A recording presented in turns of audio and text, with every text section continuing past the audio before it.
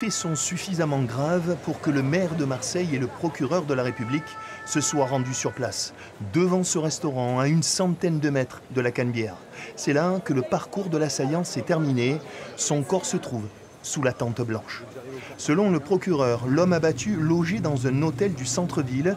Ne payant pas le loyer, il en aurait été expulsé avant de revenir sur place en début d'après-midi. Il revient aujourd'hui dans cet hôtel, il monte immédiatement au premier étage de cet hôtel, se rend dans la chambre qu'il occupait avant d'en être expulsé et porté un coup de couteau au flanc d'un colocataire, d'une personne qui occupait cette chambre.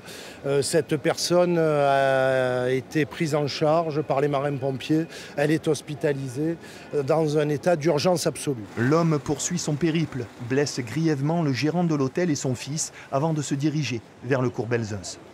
Où là encore, il semblerait qu'à l'aveugle, gratuitement, il tente de porter des coups à des personnes présentes et notamment 2 personnes vont être blessées au niveau facial en recevant des coups de matraque. Nous nous sommes procuré les images de la neutralisation de l'assaillant devant le restaurant.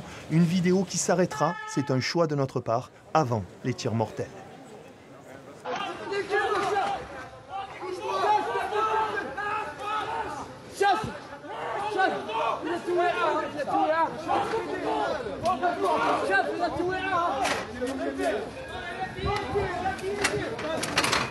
Le procureur nous a précisé que l'assaillant était en situation régulière, mais connu des services de police. Le ministre de l'Intérieur, Bruno Retailleau, est arrivé à Marseille.